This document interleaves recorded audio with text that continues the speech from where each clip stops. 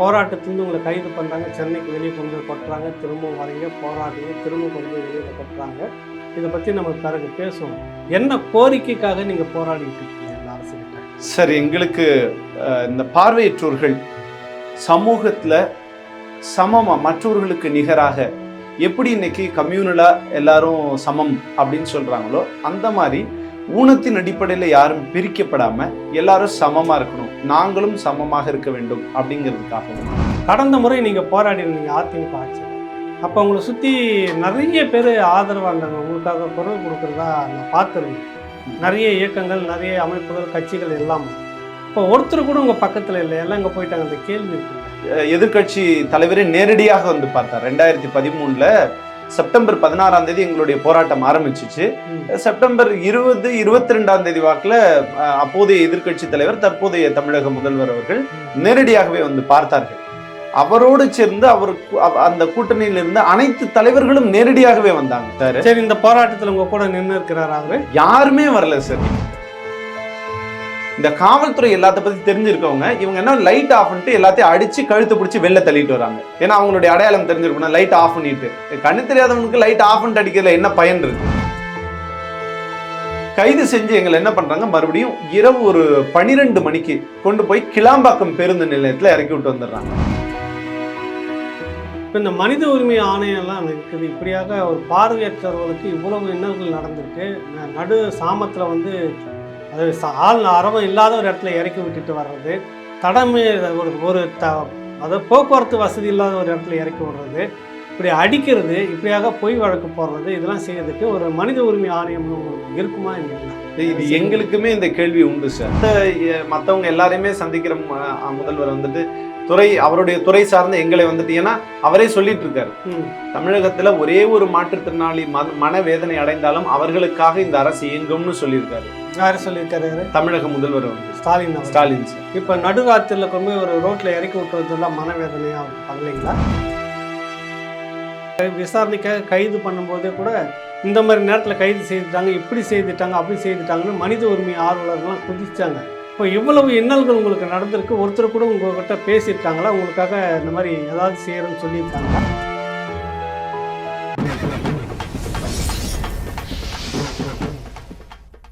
ராவணா பார்வையாளர்கள், தமிழ் உறவுகள் மற்றும் ராவணா நலம் விரும்பிகளுக்கு வணக்கம். பார்வையற்றவர்களுக்கான சமூக செயல்பாட்டாளர் முனைவர் அரங்கராஜா அவர்கள் நம்ம சந்திக்க இருக்கிறோம். வணக்கம். வணக்கம் சார். வணக்கம். தொடர்ச்சியாக நீங்கள் போராடிக்கிட்டே இருக்கீங்க. போராட்டத்துலேருந்து உங்களை கைது பண்ணுறாங்க, சென்னைக்கு வெளியே கொண்டு போய் கொட்டுறாங்க, திரும்பவும் வரீங்க, போராடுறீங்க, திரும்ப கொண்டு போய் வெளியில் கொட்டுறாங்க. இதை பற்றி நம்ம பிறகு பேசுவோம். என்ன கோரிக்கைக்காக நீங்கள் போராடிட்டு இருக்கீங்க இந்த அரசுக்கிட்ட? சார், எங்களுக்கு இந்த பார்வையற்றோர்கள் சமூகத்தில் சமமாக மற்றவர்களுக்கு நிகராக எப்படி இன்னைக்கு கம்யூனலாக எல்லாரும் சமம் அப்படின்னு சொல்கிறாங்களோ அந்த மாதிரி ஊனத்தின் அடிப்படையில் யாரும் பிரிக்கப்படாமல் எல்லாரும் சமமாக இருக்கணும், நாங்களும் சமமாக இருக்க வேண்டும் அப்படிங்கிறதுக்காகவும், இந்த சமூகத்தில் அந்த சமநிலை நமக்கு எப்போ கிடைக்கும், கல்வி பொருளாதாரம் இது ரெண்டத்தில் எப்போ சமமாக வந்து சேருவோமோ அப்போ தான் அது கிடைக்கும். இதற்காக தான் கல்வி, தகுதியானவர்களுக்கு வேலை வாய்ப்பு, இதை கேட்டு தான் எங்களுடைய போராட்டம் கடந்த பல ஆண்டுகளாக 2012 தொடர்ச்சியாக போராடிட்டு இருக்கோம். அதனுடைய அடிப்படை சாராம்சம் மாற்றுத்திறனாளிகளுக்கு 1%, அதாவது 4% இடஒதுக்கீடு கொடுத்தாயிற்று. மாற்றுத்திறனாளிகள் உரிமை சட்டத்தின்படி 3% பின்னர் 4% அப்படின்னு கொடுத்தாயிட்டு. இப்போ அதுல இருக்கிறதுல 1% எங்களுக்கும் பார்வையற்றோர்களுக்கு அப்படிங்கிறது கொடுத்துருக்கு, சட்டத்திலேயே இடம் இருக்கு, பிரிச்சு கொடுத்துருக்காங்க.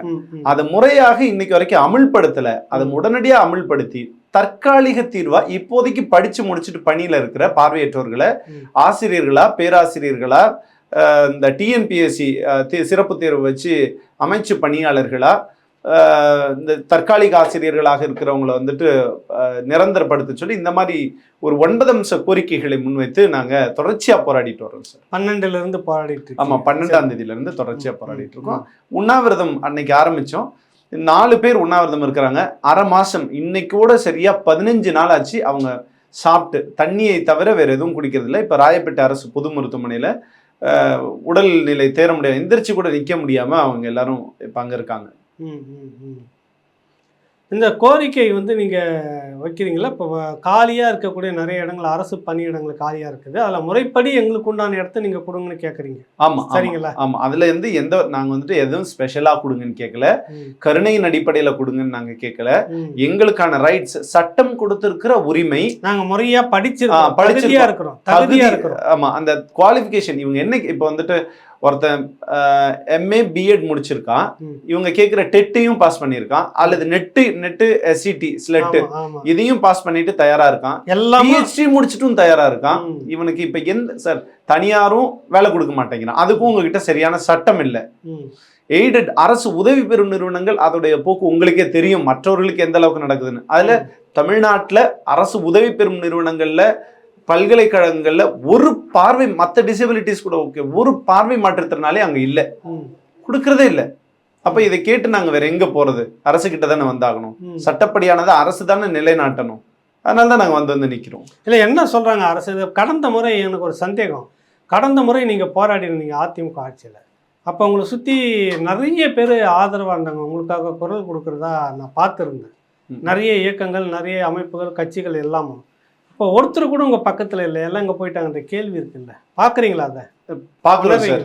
கடந்த முறை எங்களுக்கான ஆதரவு கரங்கள் அப்படின்னு நாங்கள் 2012 ஆரம்பிச்ச இந்த போராட்டத்தை, எங்களுக்கான ஆதரவு அப்படிங்கிறப்ப எதிர்கட்சி தலைவரே நேரடியாக வந்து பார்த்தார். 2013 செப்டம்பர் 16 எங்களுடைய போராட்டம் ஆரம்பிச்சிச்சு. செப்டம்பர் 22 வாக்குல அப்போதைய எதிர்கட்சி தலைவர், தற்போதைய தமிழக முதல்வர் அவர்கள் நேரடியாகவே வந்து பார்த்தார்கள். அவரோடு சேர்ந்து அந்த கூட்டணியில் இருந்த அனைத்து தலைவர்களும் நேரடியாகவே வந்தாங்க. யார் யார் வந்தாங்க? நீங்க வந்துட்டு இவர் திருமாவளவன் சார் வந்தாங்க. அவங்க வந்துட்டு 2021 மார்ச் மாசம் எங்களுடைய போராட்டம் நடத்திட்டு இருந்தோம். திடீர்னு எலெக்ஷன் வந்துருச்சு. எலெக்ஷன் வந்தப்போ அவர் தான் வந்து முடிச்சு வச்சுட்டு இந்த மாதிரி அடுத்த முறை கலகாட்சி தான் வரும், அப்ப அவங்க நிறைவேற்றலைன்னா நான் உங்களோட சேர்ந்து வந்து போராடுறேன் அப்படின்னு சொன்னாங்க சார். சரி, இந்த போராட்டத்தில் உங்க கூட நின்று இருக்கிறார் அவரு? யாருமே வரல சார், யாருமே எட்டி பார்க்கல, ஆளுங்கட்சியும் வரல. எங்களுடைய துறைசார் அமைச்சர் அப்படின்னு சொல்லக்கூடிய எங்களுடைய துறை அமைச்சரான தமிழக முதலமைச்சர் என்ன ஏதுன்னு கூட கேட்கல. அவர் கூட்டணியில இருக்கிற ஒருத்தங்க சார், நான் அரசியல் ரீதியில எல்லாம் புரியுது, குறைந்தபட்ச மனிதாபிமானத்தோட இப்படி நடத்துறாங்க, இதை என்னதாவது கேளுங்க அப்படின்னா சொல்லியிருந்திருக்கலாம்ல. இதுல ஒருத்தங்க கூட, அவர்களோ கடந்த முறை எங்க கூட இருந்த பல இயக்கங்கள் பிஆர்பிசியா இருக்கட்டும், எங்களுக்காக எழுதின வினவு போன்ற இணையதளம், யாருமே எங்க பக்கமே தலை வச்சு படுக்கல. வினவு கூட உங்களுக்காக எழுதலீங்க? இல்ல, இந்த முறை எழுதல. கடந்த முறை அவ்வளோ அழகா எங்களுடைய பிரச்சனை என்ன அப்படின்றத ரொம்ப அழகா எழுதியிருந்தாங்க. இந்த முறை அவங்க யாருமே வரலன்றல. தோழர்களுடைய கவனத்துக்கு போயிருக்காது இல்ல, அதனால தெரியல. எங்களுக்கு ஒரு ஆதங்கம் இருக்கும்ல எங்களுக்கு, ஏன்னா இப்ப நாங்க நிராதரவாக விடப்பட்டதை போன்று உணர்கின்றோம்.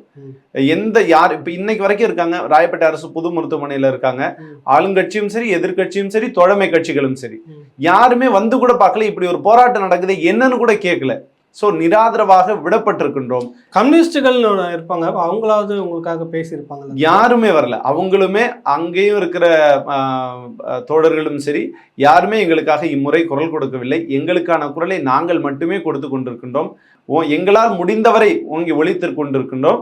எங்களுடைய குரல் வளையும் எங்களுடைய உடலும் நசுக்கப்பட்டு கொண்டிருக்கின்றன தவிர எங்களுக்காக ஆதரவு அப்படின்னு யாருமே வரல. கடந்த முறை எல்லாமே உங்கள் கூட இருந்து உங்களுக்கு ஆதரவாக குரல் கொடுத்துருந்தவங்க இந்த முறை இல்லைன்னு சொல்ல வரீங்களா? என்ன காரணம், ஏன் அப்படின்னு உணர முடியுதுங்களா உங்களுக்கு? காரணம் என்னால் சொல்ல தெரியல. எங்களுக்கு பொறுத்த வரைக்கும் ஒருவேளை அவங்களுக்கு அரசியல் நிர்பந்தங்கள் என்ன இருக்குன்னு நமக்கு தெரியாது. ஆனால் இம்முறை எங்களுடைய சங்கம், இந்த பார்வையற்ற கல்லூரி மாணவர்கள் மற்றும் பட்டதாரிகள் சங்கமானது எவ்வித அரசியல் பின்புலமும் இல்லை, எவ்வித இயக்கங்களினுடைய பின்புலமும் இல்லை. எல்லா காலகட்டங்களிலும் எங்களுடைய உரிமைகளுக்காக மட்டுமே போராடிட்டு இருக்கோம். யார் ஆட்சிக்கு வந்தாலும், நீங்க அதிமுக வந்தப்பையும் எங்களுடைய உரிமைக்காக நாங்க போராடிட்டு இருந்தோம். இப்போ திமுக வந்தோடனே எங்களுடைய உரிமைக்காக போராடிட்டு இருக்கோம். ரெண்டு பேர் அவங்க கொண்டு போய் சுடுகாட்டுல விட்டாங்க, இவங்க கொண்டு போய் நேஷனல் ஹைவேஸ்ல இறக்கி விட்டாங்க, அவ்வளவுதான். சரி, இந்த போராட்டம் நடத்திட்டு இருக்கும்போது இரவு நேரத்துல உங்களை அப்புறப்படுத்தி கொண்டு போய் வெளியே, அதாவது சென்னைக்கு வெளியில விட்டதா வந்தது தகவல். அது என்ன மாதிரி நடந்தது சார்? நான் வந்துட்டு 12 வள்ளூர் கோட்டத்துல எங்களுடைய போராட்டத்தை அறவழியிலே தொடங்கணும். சரி, அறவழியில தொடங்கினப்போ அன்று இரவு போராட்டத்தை முடிச்சுக்க சொன்னாங்க. நாங்கள் வந்துட்டு காலவரையற்ற உண்ணாவிரதம் அப்படின்னு தான் அறிவிச்சு நாங்கள் தொடங்கணும். முடிச்சுக்க சொன்னாங்க. எங்களால் முடியாது அப்படிங்கிறத எவ்வளோ இல்லை, யாராவது உங்ககிட்ட பேச்சுவார்த்தை? யாருமே பேச்சுவார்த்தை நடத்தல. எங்களுடைய துறைசார் இயக்குனர் அவர்களும் போலீஸும் மட்டும்தான் பேச்சுவார்த்தை நடத்தினாங்க.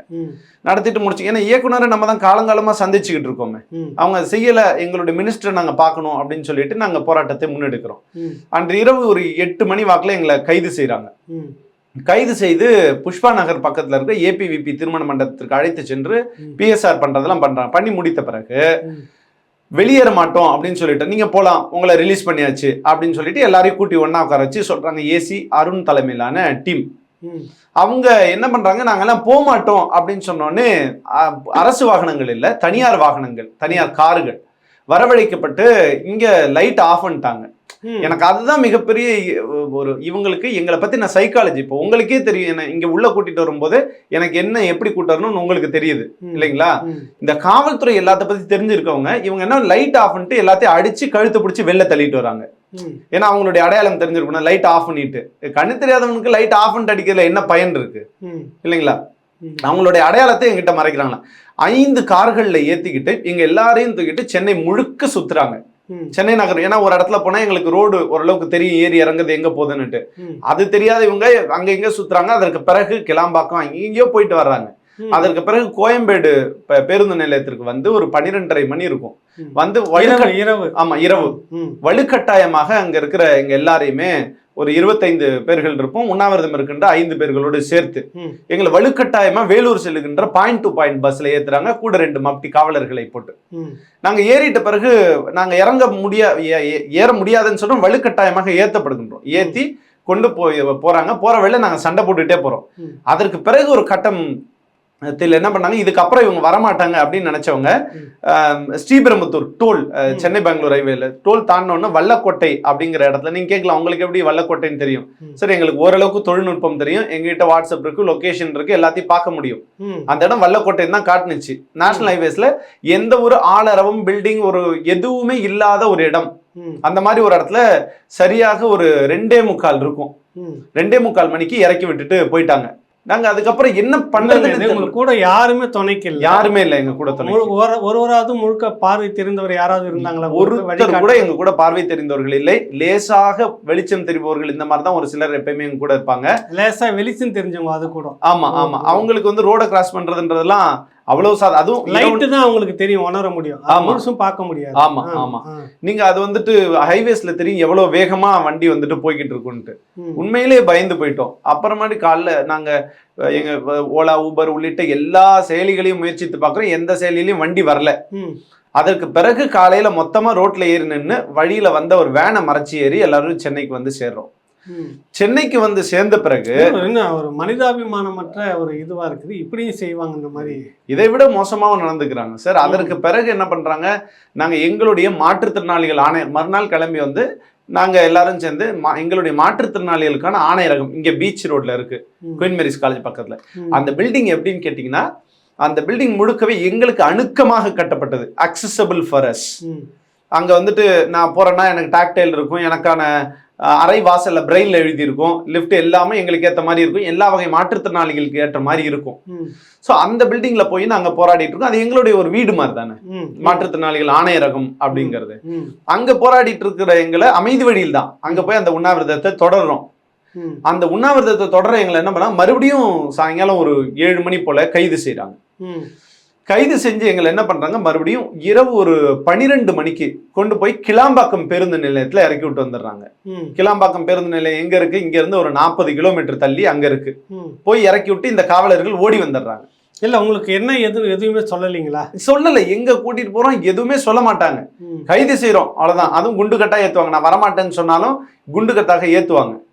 ஏத்திட்டு இதுல என்ன கொடுமைனா, இது 2 நாட்கள் கழித்து தான் எங்களுக்கு தெரிஞ்சு மாற்றுத்திறனாளிகள் ஆணையரகம் இப்ப எல்லாரும் இருக்காங்க சார், மருத்துவர்கள் இருக்காங்க, அவங்களுடைய இயக்குநரகத்துல போராடுவாங்க, அங்கன்வாடி படி அவங்க இயக்குநரகம், ஆசிரியர்கள், டிபிஓ இந்த மாதிரி போராடிட்டு தானே இருக்காங்க. எங்களுடைய அலுவலகத்துல நாங்க போராடுறப்போ மாற்றுத்திறனாளிகள் நல இயக்குனர் மேடம் அவர்கள் இந்த ஆபீஸ் உள்ளார நாங்க வரக்கூடாது அப்படின்னு சொல்லிட்டு காவல்துறைக்கு கடிதம் கொடுத்து எங்க மேல எஃப்ஐஆர் போட்டு வச்சிருக்காங்க. ம் எஃப்ஐஆர் நம்பர் 33/24 ம் 14ஆம் தேதி ம். போட்டு அதனால தான் உங்களை தூக்குறோம்னு சொல்லிட்டு தூக்கிட்டு போய் இந்த மாதிரி விட்டுட்டு வந்துட்டாங்க. மறுநாள் அதுக்கு இவ்வளோ நடந்த பிறகு எந்த ஊடகங்களும் எங்களை பார்க்கவே இல்லை, என்ன ஏதுன்னு கேட்கவே இல்ல இல்லை. அந்த கிளாம்பாக்கத்துல விட்ட உடனே அங்க என்ன அனுபவம் வந்தது? அங்க என்ன பண்ணீங்க? அங்க எப்படி எங்களுக்கு என்ன return பண்றதுன்னு தெரியல. ஏன்னா என்ன நேரம் இருக்கும் அப்ப? இதுவரைக்கும் நாங்க அந்த பேருந்து நிலையத்துக்கு போனதே கிடையாது. நீங்க ஒவ்வொரு நாளும் செய்திகள்ல பாக்குறீங்க, அந்த பேருந்து நிலையத்திற்கு போய் ஒவ்வொருத்தரும் எவ்வளவு பாடுபடுறாங்க அப்படிங்கறத நீங்க பார்த்திருப்பீங்க ம் இல்லைங்களா? அந்த மாதிரி அதற்கு பிறகு அங்கிருந்து ஏதோ ஒரு பஸ் ஏறி திரும்ப எங்களுடைய அலுவலகம் நந்தனத்துல இருக்கு, அங்க வந்து இறங்கணும். காலையில இல்ல நைட்டே நாங்க Night. அதுக்கப்புறமே அங்க இருந்த ஒரு பஸ்ஸை பிடிச்சி ஒரு 2:30-3 மணி போல நந்தனம் வந்து சேர்ந்துட்டோம். ம் மறுநாள் காலையில தான் எங்களுக்கு என்ன பண்றது, இப்படியே நாம பண்ணிட்டு இருந்தா என்ன அர்த்தம் அப்படின்னு சொல்லிட்டு தான் நாங்கள் கோடம்பாக்கம் பிரிட்ஜுக்கு கீழே வந்து படுத்தது, மொத்தமாக ஒரு சாலையில வந்து படுத்தது. ம் ம் ம் அதற்கு பிறகு நடந்தது இன்னும் அட்டூழியம். ம் மேபி நீங்க காட்டுவீங்களா இருக்கும். இந்த போராடுகின்ற பார்வையற்ற பெண்களை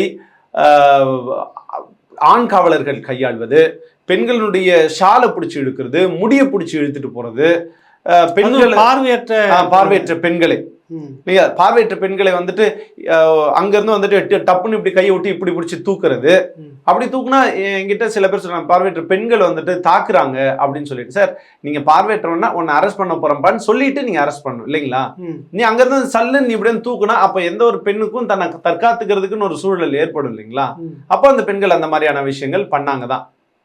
ஸோ இந்த மாதிரி ஒரு அட்டூழியம், ஆண் ஒரு பையனை வந்துட்டு விஜய் சரவணன் ஒரு பையனை அவனை வந்துட்டு அடிச்சு, அவனை வந்துட்டு பேண்ட் அவுத்துட்டு அடிச்சு, அவன் அவன் வந்துட்டு கதறான், எனக்கு வந்துட்டு அசிங்கமா இருக்கு சார், எனக்கு ப்ளீஸ் என்னை விட்டுருங்கன்னா.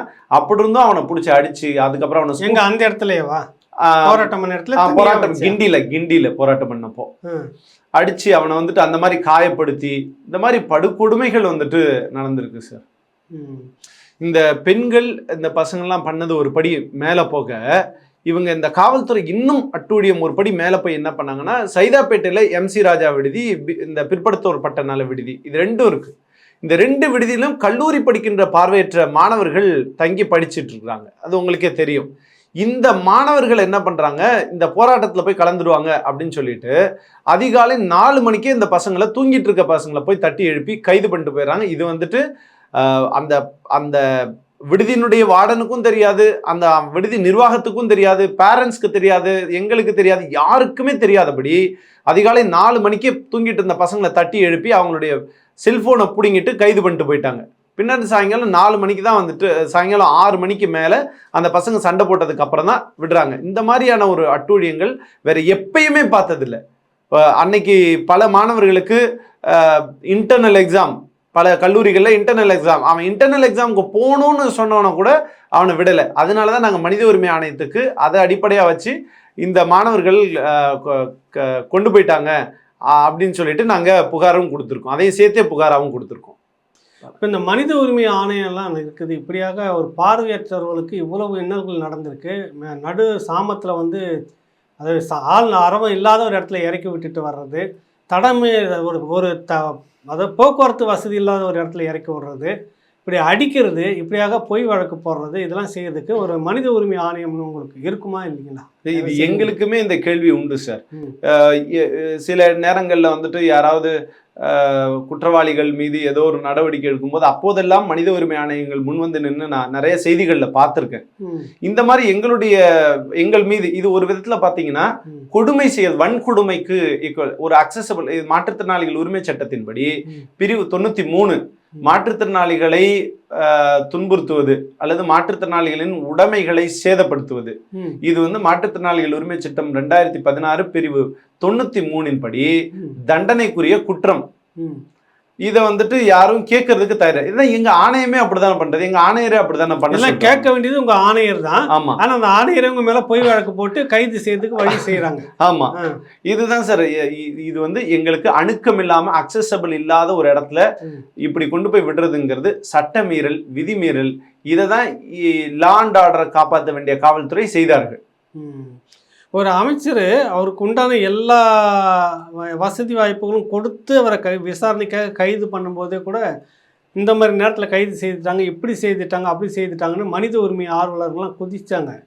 இப்போ இவ்வளவு இன்னல்கள் உங்களுக்கு நடந்திருக்கு, ஒருத்தர் கூட உங்ககிட்ட பேசியிருக்காங்களா? உங்களுக்காக இந்த மாதிரி ஏதாவது செய்யறேன்னு சொல்லியிருக்காங்களா? இல்ல, நாங்களே தான் மனித உரிமை ஆணையத்துக்கு கடிதம் அனுப்பியிருக்கோம். ம். மகளிர் உரிமை ஆணையத்துக்கு எங்களுடைய சங்கத்தின் சார்பாக எங்களுடைய அந்த பெண் பார்வையற்ற தோழர்கள் வந்து பாதிக்கப்பட்டதுக்காக வேண்டி. ஆமா ஆமா அவங்கள வந்துட்டு, ஏன்னா சில நேரங்கள்ல இப்படி வயிறை பிடிச்சி அமுக்கி கண்ணவனு டிஸ்டர்ப் பண்ணதுனால பெண்கள் அவங்களுக்குரிய பிரச்சனைகளை சந்திக்க நேர்ந்தது நிறைய. அந்த மாதிரியான பிரச்சனைகளின் போது கூட, வயிற்று வலி இந்த மாதிரியான பிரச்சனைகள் போது கூட அவங்க சுத்தமா ஒரு ஆதரவாக இல்லை. நீ அப்படியே உள்ள போ, நீ பேட் மாத்தனா மாத்தி உன்னுடைய பேக்லயே வச்சுக்கோ அப்படின்னு தூக்கி உள்ள போட்டுட்டு போயிட்டாங்க. ஸோ இந்த மாதிரியான கொடுமைகள்லாம் நடந்துச்சு. மனித உரிமை ஆணையத்துக்கு கடிதம் அனுப்பி எத்தனை நாள் இருக்கும்? ஏதாவது தகவல் வந்ததா? தொலைபேசி எதுவும் இது வரைக்கும் தகவல் வரல. நாங்க வந்துட்டு கடந்த வாரம் வியாழக்கிழமையே அனுப்பிட்டோம். கடந்த வாரம் ஆமா செவ்வாய் புதன்ல நாங்க அனுப்பிட்டோம். கொரியர் தபால் அனுப்புறீங்களா? மெயில் உடனே அனுப்பிச்சிட்டோம், தபாலும் அனுப்பிச்சிருக்கோம். எதுவும் பதில் வரல? எதுவும் பதில் இந்த நிமிடம் வரைக்கும் பதில் இன்னும் எதுவும் பதில் வரல. சரி, கடந்த ஆட்சியின் போது, அதிமுக ஆட்சியின் போது எதிர்கட்சியில இருந்த ஐயா ஸ்டாலின், இப்போதைய முதலமைச்சர், உங்ககிட்ட என்ன அன்னைக்கு வந்து பேசுறாரு, என்ன வாக்குமூலம் கொடுத்தாரு, அவங்க வாக்குறுதி என்ன? ஆமா, அவங்க வந்துட்டு அதான் ஒரு 22 செப்டம்பர் மாதம் 2013 எங்களுடைய போராட்டம் வந்துட்டு ஆரம்பிச்சிருந்தோம். 16ஆம் தேதி அன்னைக்கு ஆரம்பிச்ச போராட்டம் வரிசையாக எங்களுடைய இது வந்துட்டு தொடர்ந்துட்டு இருந்துச்சு. ஒரு நாள் சுடுகாட்டில் விட்டாங்க, ஒரு நாள் மதுராந்தகத்தில் விட்டாங்க. அவங்க சுடுகாட்டில் கொண்டு போய் விட்டாங்களா? ஆமா, முதல் நாள் வந்துட்டு 17ஆம் தேதி, சரி 16ஆம் தேதி இரவு எங்களை கைது செய்து, அப்போ வந்துட்டு ஏசி பீர் முகமது சார் அவருடைய தலைமையிலான டீம் எங்களை சேப்பாக்கத்தில், எந்த வருஷம் அது? 2013 செப்டம்பர் 16. சரிங்க. அன்னைக்கு கைது செய்து எங்களை கொண்டு போய் உத்தண்டி அடுத்து இருக்கிற சுடுகாட்டில் இறக்கி விட்டு வந்துட்டாங்க. உத்தண்டி கோவளம் இருக்கு இல்லைங்களா, அதை தாண்டி அங்க இறக்கி விட்டு வந்துட்டாங்க. அதுக்கு அடுத்த மறுநாள் நாங்க போராட்டம் பண்ண அதுக்கான இது கேட்டு நாங்க தினத்தந்தி கிட்ட வந்து சாலை மறியல் பண்ணோம். அதுக்கப்புறம் அன்னைக்கு நைட்டு எங்க மக்களை எல்லாத்தையும் கைது செய்து கொண்டு போய் மதுராந்தகம் ஜிஹெச் கிட்ட இறக்கி விட்டு வந்துட்டாங்க. அதுக்கப்புறம் மறுநாள் அதுக்காகவும் ஒரு நாள் போய் பண்ணிட்டு இருந்தோம். இந்த மாதிரி ஒவ்வொரு நாள் அவங்களும் வந்துட்டு இதே மாதிரிதான், ஒரு நாள் கொண்டு போயிட்டு தாம்பரம் கிட்ட இறக்கி விட்டு வந்துடுறது, இந்த மாதிரியான வேலைகளை தொடர்ச்சியா பண்ணாங்க. அதன் விளைவா அப்போ வந்துட்டு அப்போதைய சென்னை உயர்நீதிமன்ற தலைமை நீதிபதி சஞ்சய் கிஷன் கவுல் சார் வந்துட்டு சூமோட்டோ கேஸ் எடுத்திருந்தாங்க. இந்த மாதிரி பார்வை மாற்றுத்திறனாளிகளை தாக்குறது தவறு அப்படிங்கிறதுக்காக. அதன் அடிப்படையில் ஒரு 17 பாயிண்ட் மாற்றுத்திறனாளிகள் போராட்டம் பண்ணா எப்படி அவர்களை நடத்தணும், அவங்களை எப்படி கைது செய்யணும் அப்படின்னு ஒரு 17 விதிமுறைகள் வகுக்கப்பட்டிருக்கு. என்ன அந்த விதிமுறைகள்? அது பார்வையற்றோர்களை நீங்க அரெஸ்ட் பண்றீங்கன்னா முன்னாடியே மைக்ல சொல்லணும், முதல்ல உங்களை நாங்க கைது செய்யறோம் அப்படின்னு சொல்லிட்டு. அவங்க போராட்டம் நடத்துறப்போ அவங்களுக்கு ஏற்ற அக்சசபிளான மண்டபங்கள் இதெல்லாம் வந்துட்டு பார்த்து கொடுக்கணும், அவங்களுக்கான வசதிகள் எல்லாத்தையும் பார்த்து தரணும். போராட்டம் பண்ற இடத்துல ஆம்புலன்ஸ் வைக்கணும், எல்லாத்தையும் செக் பண்றதுக்கு ஏற்ற மாதிரியான ஆம்புலன்ஸ் வைக்கணும். அவங்களுக்கான போக்குவரத்து வசதிகள் நிறைந்த இடமா அவங்க போராடுற இடம் இருக்கணும். நீங்க திரும்ப டிராப் பண்றப்போ 5 மணிக்குள்ள அவங்கள டிராப் பண்ணிடணும். ரிலீஸ் பண்றாங்களே பிஎஸ்ஆர் பண்ணி, அது வந்துட்டு சாயங்காலம் சீக்கிரமாவே விட்டு அவங்க எளிமையா போறதுக்கு ஏற்ற மாதிரியான இடத்துல கொண்டு போய் விடணும். உள்ளிட்ட 17 அம்சங்கள் அதுல வந்துட்டு இருக்கு.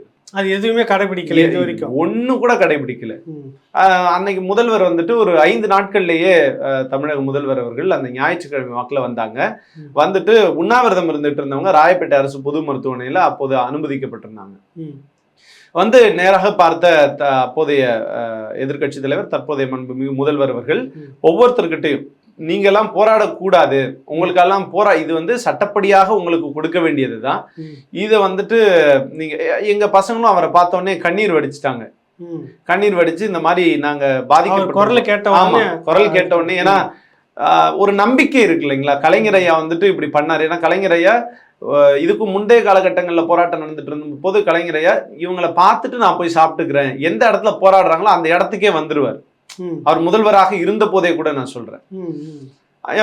இவங்க பார்த்த உடனே எங்களுக்கு இந்த மாதிரி கண்ணீர் வடிச்சு கலங்கிட்டாங்க. இந்த மாதிரி எங்களுடைய சூழல் இருக்கு அப்படின்னு எக்ஸ்பிளைன் பண்ணோன்னு கவலைப்படாத தலைவர் ஸ்டாலின் இன்னைக்கு மாண்புமிகு முதல்வர் சரிங்க வந்து இந்த மாதிரி எங்களுக்கு மிகப்பெரிய கொடுமை நடந்துட்டு இருக்கு, எங்களுக்கான உரிமைகளை தான் கேட்கிறோம்னா அவர் சொன்ன, நீங்க கேட்கின்ற அத்தனை கோரிக்கைகள் மிக நியாயமானது, உங்களுக்கு கொடுக்கப்பட வேண்டியது, இதை கழக ஆட்சி வந்த உடனே நிச்சயம் நிறைவேற்றுவோம் அப்படின்னு வந்துட்டு ஒவ்வொருத்தர்கிட்டையும் அன்னைக்கு வந்துட்டு 9 பேர் வந்துட்டு உண்ணாவிரதம் இருந்துட்டு இருந்தாங்க. அந்த 9 பேர் நேராக சந்தித்து வாக்குறுதி வந்துட்டு கொடுத்துட்டு போனாங்க. அதோட நிக்கல. அதற்கு பிறகு 2021 எங்களுடைய போராட்டம் தொடர்ந்துச்சு. அந்த பிப்ரவரி மாதம் வாக்கில். அப்பொழுது நாங்கள் டிபிஐ வளாகத்தில் ஒரு 5 பெண்கள் வந்துட்டு 7 பெண்கள் வந்துட்டு உண்ணாவிரதம் இருந்துட்டு இருந்தாங்க. அப்போது எதிர்கட்சி தலைவர், அது எதிர்கட்சியில் இருந்த இப்போது ஆளுங்கட்சியில் இருக்கின்ற திரு பொன்முடி சார் அவர்களும் திரு RS பாரதி சார் அவர்களும் நேரடியாக வந்து பார்த்து, ஏன்னா அவங்க துறை சார்ந்த, இப்போ பொன்முடி சார் அவங்களுடைய துறை சார்ந்த கோரிக்கைகள் இருக்கு, இதில் உயர்கல்வித்துறை சார்ந்து நாங்கள் வச்சிருக்கோம். இந்த கோரிக்கைகள் மிகப்பெரிய செலவு பிடிக்கக்கூடியது கூட இல்லை. இந்த கோரிக்கைகள் உடனடியாக நிறைவேற்றப்படும், கழக ஆட்சி வந்து நிச்சயம் நிறைவேற்றப்படும் அப்படின்னு சொல்லிட்டு யார் சொல்றது? பொன்முடி சாரும் RS பாரதி சாரும் வந்துட்டு சொல்றாங்க. ஆமா, டிபிஐ வளாகத்துல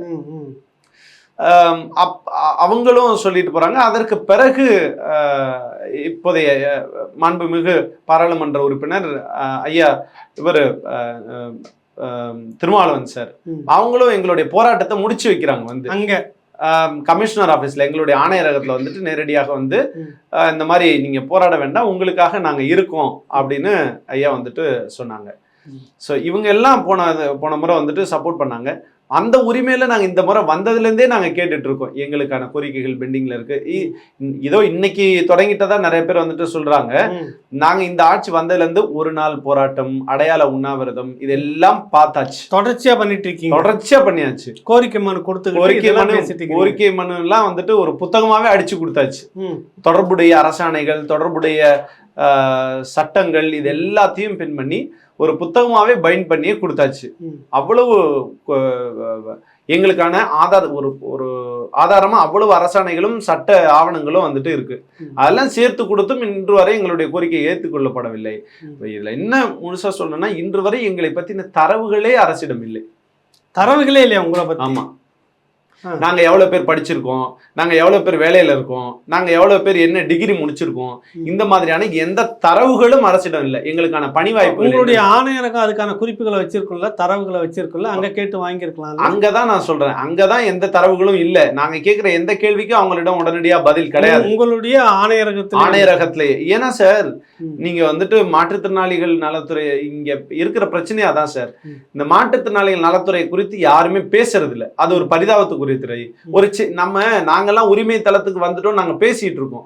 ஆனா இந்த புது புத்தி என்ன பண்ணிட்டு இருக்கு, இன்னும் எங்களை கருணை தளத்திலே தான் அவங்க வச்சிட்டு இருக்காங்க. அதனாலே இந்த மாற்றுத்திறனாளிகள் நலத்துறை ஒரு சேரிட்டி பேஸ்ல பாத்துட்டு இருக்காங்க எல்லாரும்.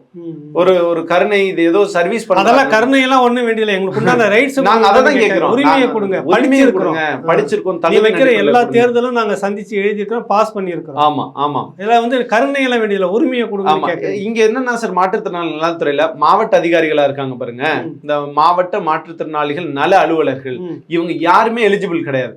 இவங்க யாராவது ஒண்ணு சோசியல் ஒர்க், சோசியாலஜி ஏதாவது படிச்சிருக்கணும். இல்ல, இந்த மாற்றுத்திறனாளிகளுக்கான மாவட்ட நிர்வாகம் சொன்னீங்கல்ல, அங்க இருக்கிறவங்க யாருமே தகுதி இல்லைன்னு எந்த அடிப்படையில சொல்றீங்க அதை?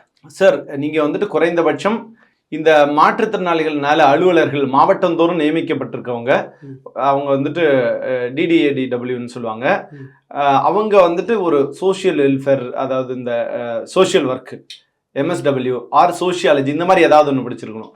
நான் இன்னைக்கு உங்ககிட்ட சொல்றேன், உங்ககிட்ட ஒரு சவாலாவே விடுறேன். நீங்க போய் ஒவ்வொரு மாவட்டத்திலும் இருக்கிற மாவட்ட மறுவாழ்வில் அலுவலர்களை போய் பாருங்க. எல்லாரும் 10th 12th குவாலிஃபிகேஷன்ல வந்து எல்லாம் ப்ரமோஷன்ல வந்தவங்க தான் தவிர யாருக்குமே வந்துட்டு அந்த முழு தகுதியே வந்துட்டு கிடையாது.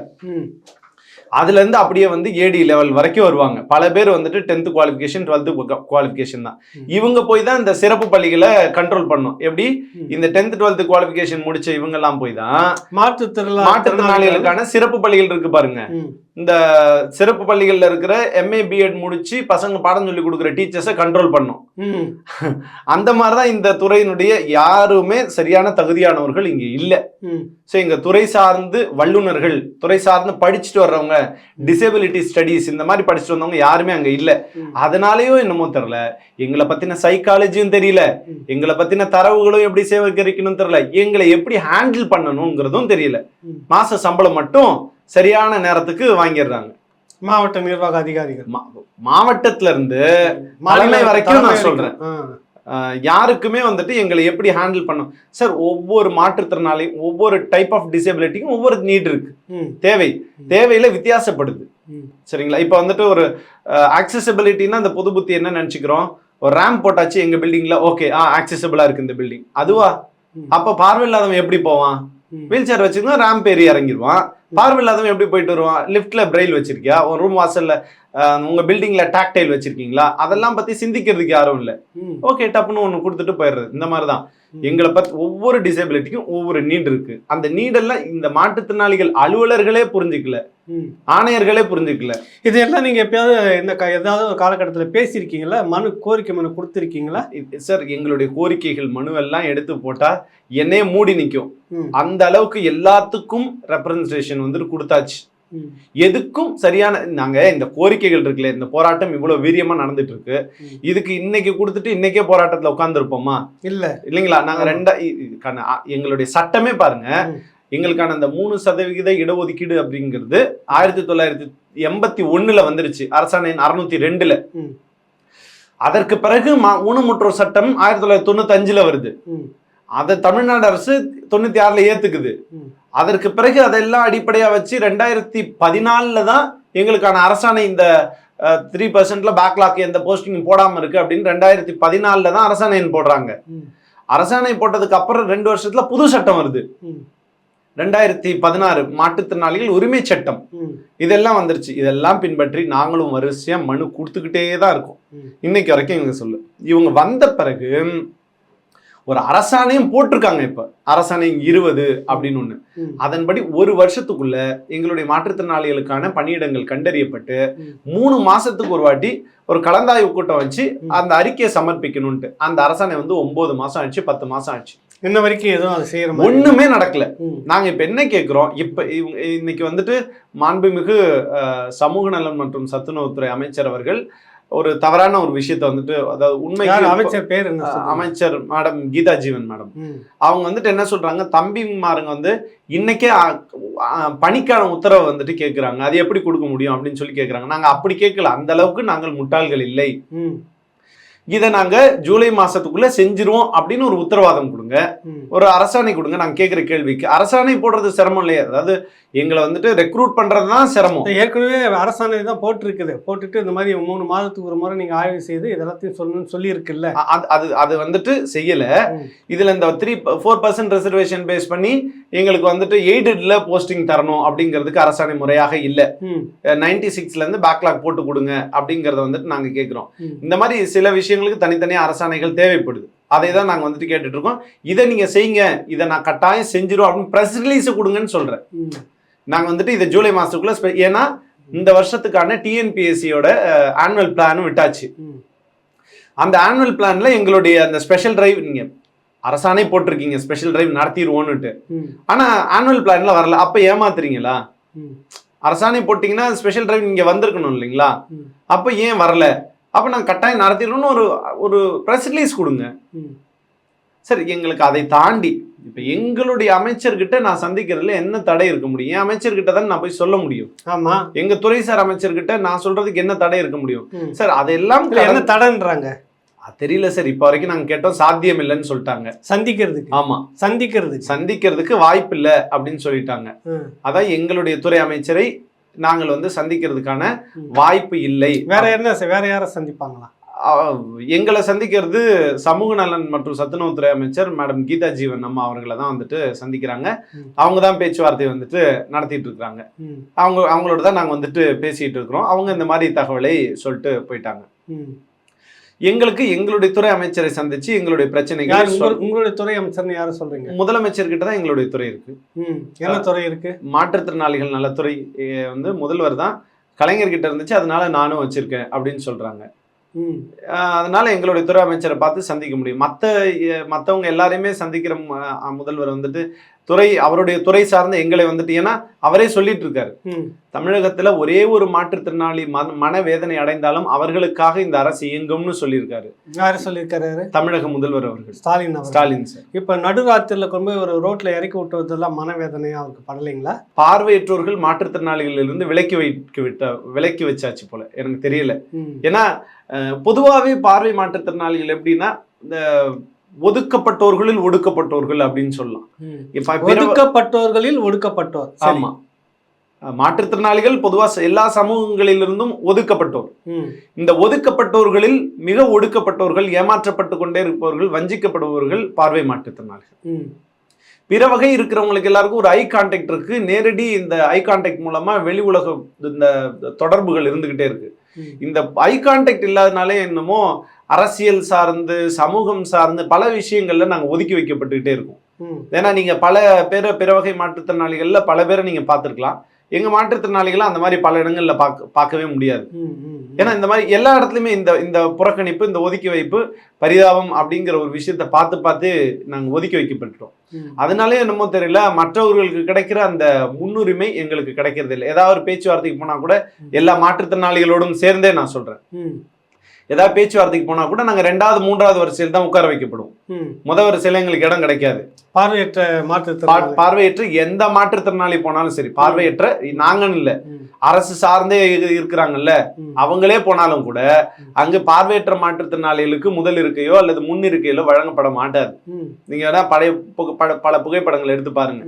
இதுதான் நிலைமை. இதுலயும் ஒரு பார்ஷியாலிட்டி பிரிச்சு பாக்குறாங்க. ஆமா ஆமா, இதுலயும் பார்க்கப்படுகின்றன பாகுபாடு, டிஸ்கிரிமினேஷன் சொல்லுவாங்க. இது தப்பு, ஆனா இதை தான் இங்க செய்யறாங்க. இந்த டிஸ்கிரிமினேஷன் தான் இங்க நடந்துட்டு இருக்கு. பார்வை மாற்றுத்திறனாளிகள் நான் அதனால என்னைக்குமே அழுத்தமாக சொல்லுவோம், திரும்ப திரும்ப சிலர் வந்துட்டு பேசுவாங்க, எல்லா மாற்றுத்திறனாளிகளும் இணைஞ்சே வந்து கேளுங்க. அப்படி இல்லை, அதுல இருந்து பார்வை மாற்றுத்திறனாளிகள் ஒதுங்கியே தான் இருப்போம். எங்களுக்கான தேவைகளை நாங்கள் கேட்டுப்போம். எங்களை பின்னொட்டி பிற வகை மாற்றுத்திறனாளிகள் அவங்களுக்கு கொடுத்துட்டாங்கல்ல, வந்து கேளுங்க அப்படின்னு சொல்றோம். இன்னைக்கு கூட பாருங்க, நாங்கள் எதை பற்றியும் கவலைப்படல. எங்கள் மாற்றுத்திறனாளிகளுக்கு எல்லாம் நான் தான் மாற்றுத்திறனாளிகள் ரெப்ரசன்டேட்டிவ், நான் தான் தலைவர்னு சொல்லிக்கிற யாருமே இதற்காக குரல் கொடுக்கல இன்னைக்கு. ஆமா, வேற எந்த மாற்றுத்திறனாளி அமைப்பும் எங்களுக்காக பேசல.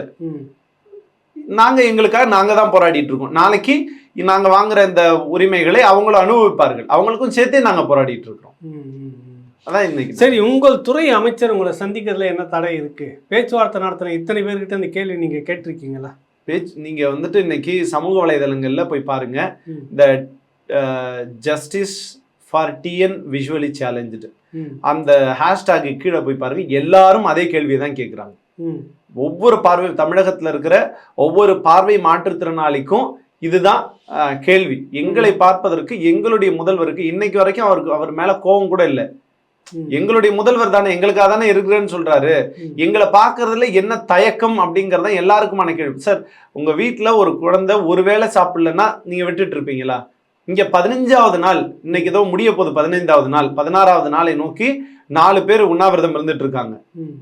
தண்ணியை மட்டும் குடிச்சிட்டு இன்னைக்கு அவங்களால வந்துட்டு எந்திரிச்சு நிக்க முடியல. நேத்து ஒரு பையனுக்கு யூரின் பிளாக் ஆயிடுச்சு சாப்பிடாததுனால, உடல்நிலை குண்டிக்கிட்டே போகுது. ஆனாலும் முதல்வரை சந்திச்சு கோரிக்கை சொல்லணும். சார், இந்த கோரிக்கை நிறைவேற்றல, அதெல்லாம் செகண்டரி. சந்திச்சு பேசி முதல்வர் முடியாதுன்னே சொன்னா அதுக்கப்புறம் இந்த போராட்டம் என்ன பண்ண முடியும்னு நினைக்கிறீங்க? முடியாதுன்னே சொல்லிட்டுமே, முடியாதுன்னு சொல்லிட்டு இந்த போராட்டம் முடிஞ்சிருச்சு. சந்திச்சு பேசுறதானே எட்ஜு.